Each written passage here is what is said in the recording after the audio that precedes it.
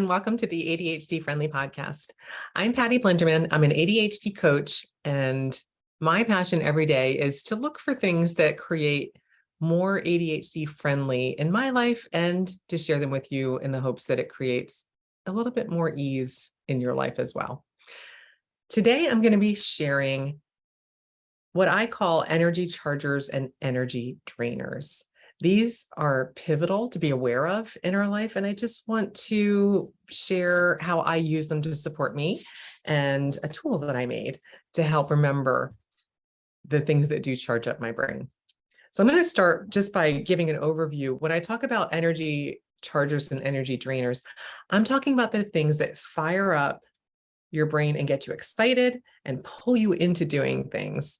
And the same, the reverse for energy drainers, things that literally drain your mental battery, your physical energy, that just, it's like you're pulling a boulder while you're trying to do something, as opposed to just, feeling the ease that comes with something that builds your energy. There's lots of ways to get our energy charged up.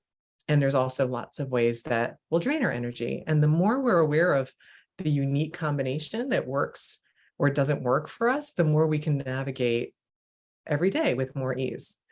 And I want to just share a lot of examples of each. And I invite you just to notice which ones do you identify with when you hear them. I'll start with energy chargers because I need to charge up my batteries before I can talk about drainers. So I'm going to start with chargers.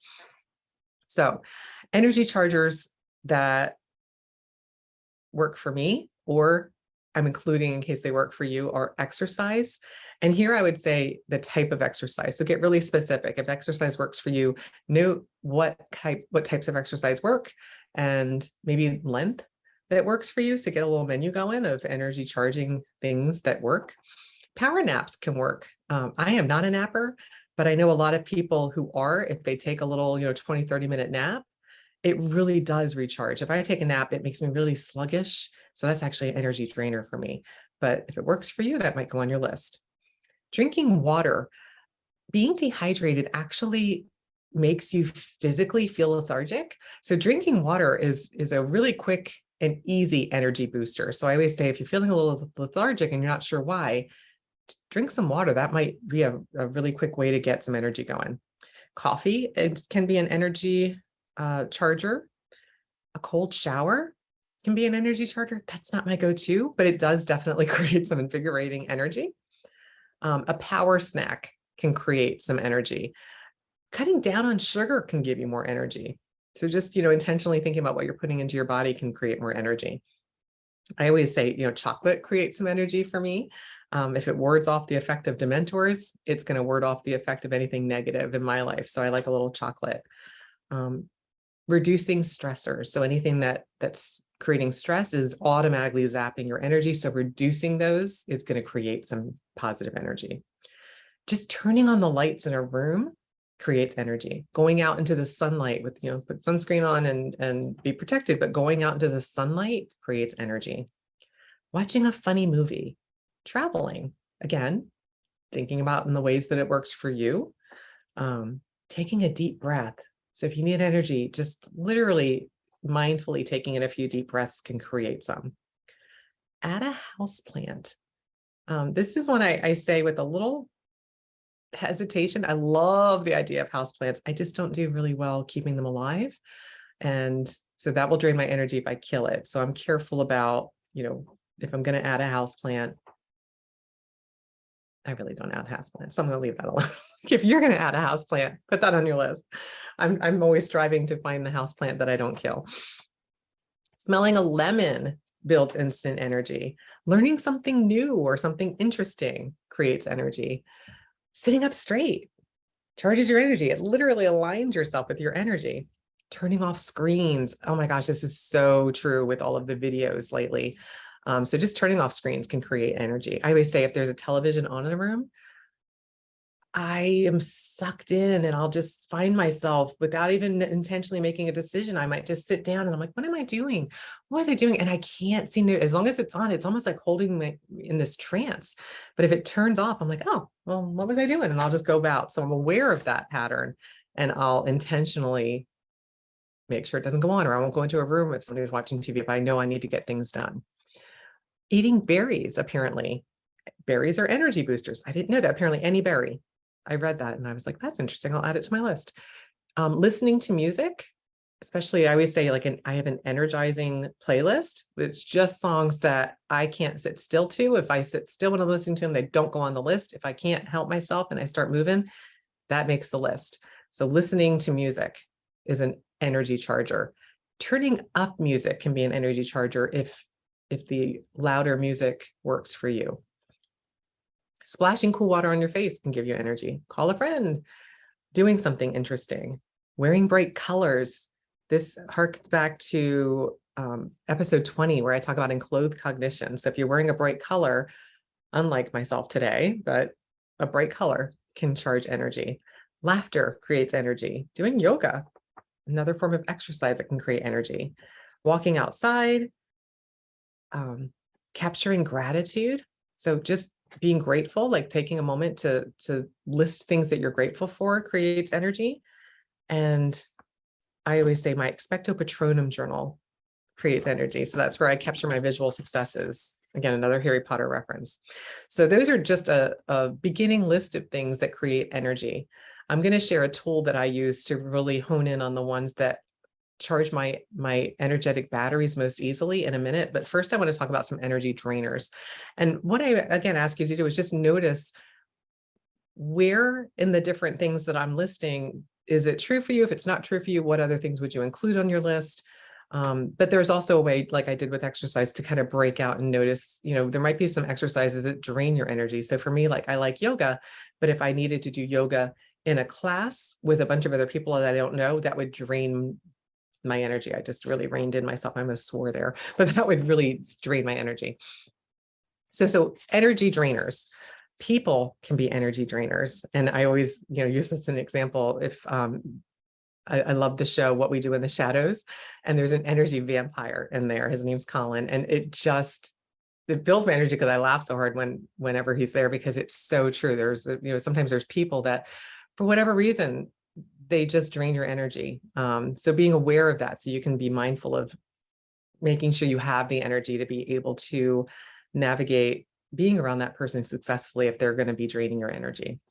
Sometimes topics of conversation can drain energy. So if you're not comfortable, talking politics or religion, those things, automatically can drain energy. Being around negativity. So I always say like negative people will drain my energy. A lot of drama will drain energy. I like, that calm, cool. I don't like it's why I don't watch a lot of reality TV unless it's very positively based, because I have enough drama. I don't need to add more drama. It just drains me. Confrontation drains me. So I don't like, again, intense emotions. I don't like confrontation. I like things to be positive and upbeat. Heat drains me. So I know a lot of people, cold drains them. Again, just notice what will go on your list. Heat is definitely on mine. That takes me a lot of energy to be able to tolerate heat. So I am very mindful of protecting myself to not have to tolerate it very long, so it's not depleting my energy stores. People being dishonest can be an energy drainer. It definitely is for me. Seeing litter, just people like throwing things around, can drain energy. People that are mean or rude, especially like in restaurants, when I see people like servers being treated rudely, that just drains my energy. Watching the news can be an energy drainer. Holding too many things in your working memory is fatiguing and drains your energy. So getting it out of your head and into a way that you can see it and manipulate it is key to be able to, again, conserve that energy. Lack of sleep, automatically, you're not charging up your brain, giving your body what it needs to be restored. So you're waking up already lower energy. Junk food is an energy drainer. Visual clutter can be an energy drainer. So if you have a lot of things around and your brain needs to process through it, and this can be clutter around your house, it can be visual. I think of like crowds or like walking on a sidewalk or through a mall. There's a lot of people and I have to visually process that and navigate it. It's very fatiguing.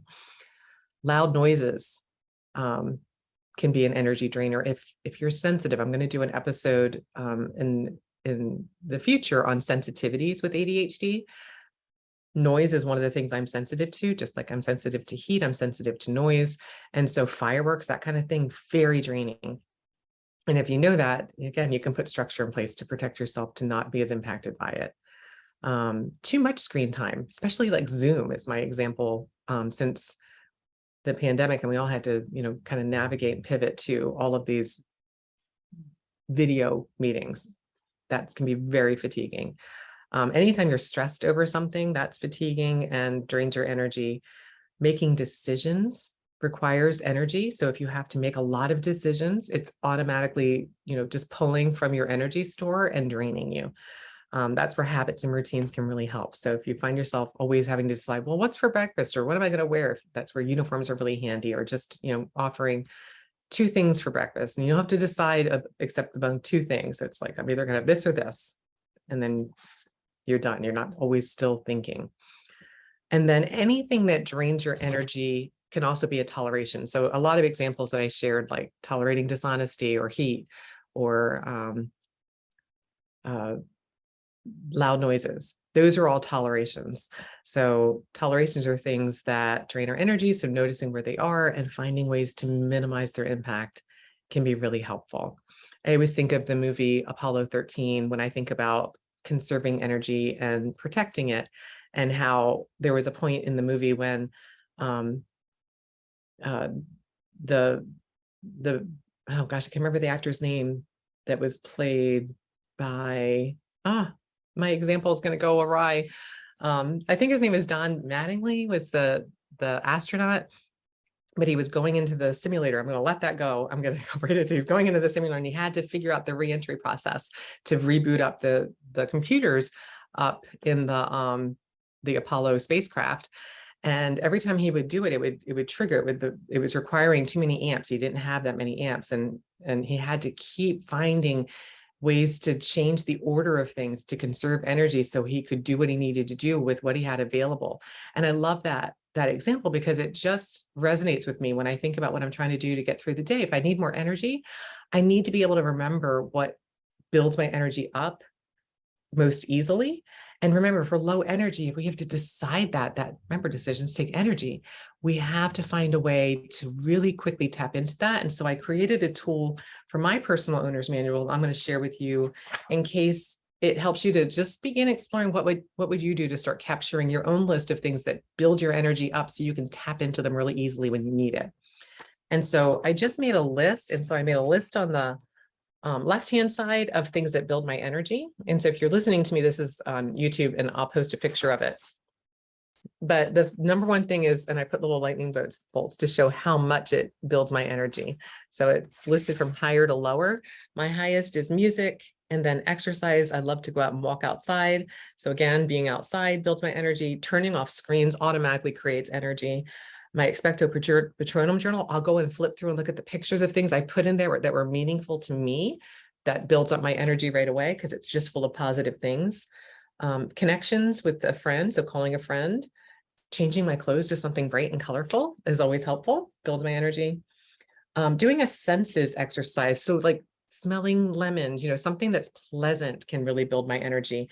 Or reducing visual clutter, that can build my energy really quickly. If I just clear off my bathroom sink and wipe it down, I'm like, oh, that's really nice. It builds my energy. And then I also have like thinking about a signature strength. So for me, that could be a love of learning. So learning something new creates interest. So I might watch a documentary or read a chapter of a nonfiction book that I'm working on, that I'm interested in.